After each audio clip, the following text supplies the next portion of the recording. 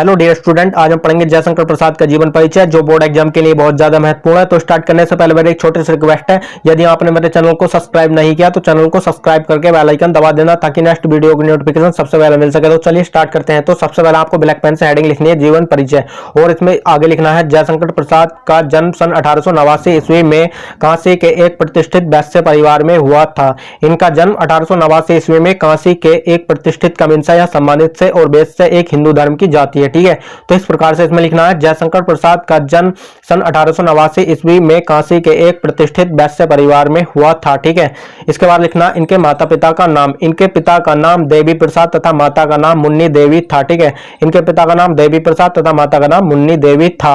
ये तंबाकू के एक प्रसिद्ध व्यापारी थे, यानी कि ये एक तंबाकू के एक प्रसिद्ध व्यापारी थे। बचपन में ही पिता की मृत्यु हो जाने से इनकी प्रारंभिक शिक्षा घर पर ही हुई, यानी कि ये बाल्यावस्था में थे तब इनके पिता की मृत्यु हो गई थी, जिसकी वजह से ये स्कूली शिक्षा नहीं ले पाए थे और इनकी प्रारंभिक शिक्षा घर पर ही हुई। ठीक है, तो बचपन में ही पिता की मृत्यु हो जाने से इनकी प्रारंभिक शिक्षा घर पर ही हुई। घर पर ही इन्होंने हिंदी, अंग्रेजी, संस्कृत, उर्दू, फारसी का गहन अध्ययन किया था, यानी कि बहुत ही अच्छे तरीके से इन्होंने हिंदी, अंग्रेजी, संस्कृत, उर्दू, फारसी का गहन अध्ययन किया था। ये बड़े हंसमुख तथा सरल स्वभाव के थे। ठीक है, यानी कि आप गूगल पर सर्च करके देख सकते हैं, बहुत ही हंसमुख और सरल स्वभाव के दिखते हैं।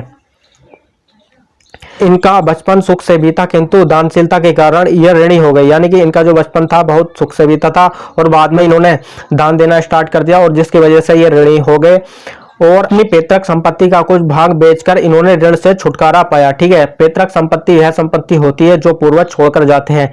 इन्होंने जो पूर्वज छोड़कर गए थे उस संपत्ति का कुछ भाग बेचकर ऋण से छुटकारा पाया। ठीक है, अपने जीवन में इन्होंने कभी व्यवसाय की ओर ध्यान नहीं दिया। ठीक है, व्यवसाय की ओर ध्यान नहीं देने की वजह से इनकी आर्थिक स्थिति खराब हो गई और इस प्रकार से इसमें आगे लिखना है परिमाण स्वरूप इनकी आर्थिक स्थिति बिगड़ती गई और चिंताओं ने इन्हें घेर लिया। ठीक है, आर्थिक का मीन से यहाँ पैसे से। ठीक है, परिणाम स्वरूप इनकी आर्थिक स्थिति बिगड़ती गई और चिंताओं ने इन्हें घेर लिया।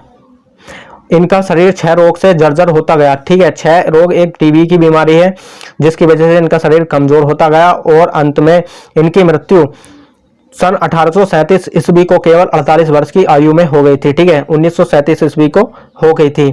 और उसके बाद लिखना इनकी रचनाओं के बारे में। तो इस प्रकार से ब्लैक पेन से हेडिंग डालनी है और उसमें आगे लिखना है जयशंकर प्रसाद की प्रमुख कृतियां इस प्रकार हैं। ठीक है, तो पहले लिखनी है कामायनी। इसमें आगे लिखना है इसमें मानव को श्रद्धा और मनु के माध्यम से हृदय और बुद्धि के समन्वय का संदेश दिया गया, यानी कि जो कामायनी है उसमें श्रद्धा और मनु के माध्यम से हृदय और बुद्धि के समन्वय का संदेश दिया गया है। सेकंड है आंसू। ठीक है, इसमें लिखना है यह प्रसाद जी के वियोग का काव्य है, यानी कि जो आंसू है उसमें बिछोड़ने का वर्णन किया गया, यानी कि वियोग का मीन्स है यहाँ बिछोड़ने से। ठीक है, उसमें बिछोड़ने का वर्णन किया गया आंसू में। थर्ड है झरना। ठीक है, इसमें प्रसाद जी की छायावादी कविताएं संकलित है, यानी कि जो झरना है उसमें छायावादी कविताओं को लिया गया है। फोर्थ है लहर। ठीक है, इसमें लिखना है यह प्रसाद जी का भावात्मक काव्य संग्रह है, जो लहर है इनका भावात्मक काव्य संग्रह है। ठीक है, और आगे देख लेते हैं कहानी, उपन्यास और निबंध को। ठीक है, तो कहानी है इनकी आकाशदीप, इंद्रजाल, प्रतिध्वनि, आंधी। ठीक है, जो कहानी है इनकी आकाशदीप, इंद्रजाल, प्रतिध्वनि, आंधी। ठीक है, और उपन्यास है इनके कंकाल, तितली, इरावती, आदि। ठीक है, जो उपन्यास है इनके कंकाल, तितली, इरावती, आदि। और निबंध है इनके काव्य और कला। ठीक है, और चंपू, प्रेम राज्य। ठीक है, तो इस प्रकार से जयशंकर प्रसाद का जीवन परिचय कंप्लीट होता है। दोस्तों वीडियो अच्छी लगी हो तो लाइक कर देना और चैनल को सब्सक्राइब करके बेल आइकन दबा देना ताकि नेक्स्ट वीडियो की नोटिफिकेशन सबसे पहले मिल सके। तो चलिए मिलते हैं एक नेक्स्ट वीडियो में एक नेक्स्ट टॉपिक के साथ। तब तक के लिए जय हिंद, वंदे मातरम।